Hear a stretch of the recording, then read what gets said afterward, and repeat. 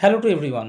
2026 সালের মাধ্যমিক পরীক্ষার ফিজিক্যাল সায়েন্স কোয়েশ্চেন পেপারের কেমিস্ট্রি অংশে একটা প্রশ্নে মধ্যশিক্ষা পর্ষদের তরফ থেকে একটা ত্রুটি আমার নজরে এসেছে।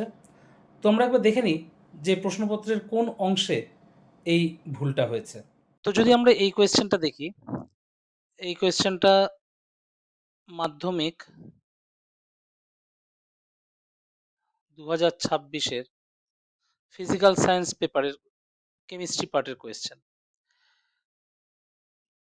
১ নম্বর দাগের ১৪ নম্বর কোয়েশ্চেন যেটা বলছে, নিচের কোনটির তড়িৎ পরিবহন ক্ষমতা সর্বাধিক? ঠিক আছে?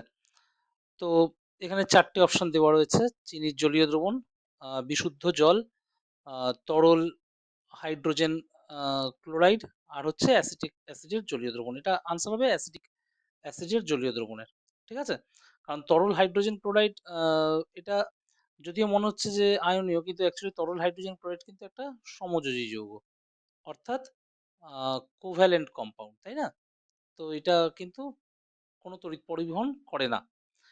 কিন্তু আমি যদি ধরে নিই যে কোনো স্টুডেন্টের হয়তো এটা জানা নেই, সে যদি তারপরে এই কোয়েশ্চেনটা দেখে, এই ৩ এর দাগের ৫ এর কোয়েশ্চেনটা, তরল হাইড্রোজেন ক্লোরাইড তড়িৎ পরিবহনে সক্ষম নয়, কিন্তু গলিত সোডিয়াম ক্লোরাইড তড়িৎ পরিবহনে সক্ষম। অর্থাৎ এখানে কিন্তু পরিষ্কার কোয়েশ্চেনের মধ্যেই বলে দিচ্ছে যে তরল হাইড্রোজেন ক্লোরাইড তড়িৎ পরিবহনে সক্ষম নয়।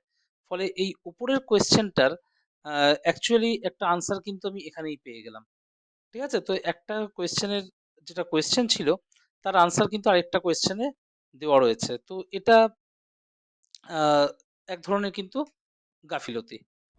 মাধ্যমিকের মতো পরীক্ষায় যেখানে প্রত্যেকটা নম্বর একটা স্টুডেন্টকে খেটে পেতে হয়, অর্জন করতে হয়, সেখানে আমার মনে হয় প্রশ্নপত্রে এই ধরনের ভুল না থাকাটাই কাম্য এবং পরবর্তী সময়ে পর্ষদ প্রশ্নপত্র তৈরির ব্যাপারে আরেকটু যত্নশীল হবে। Thank you.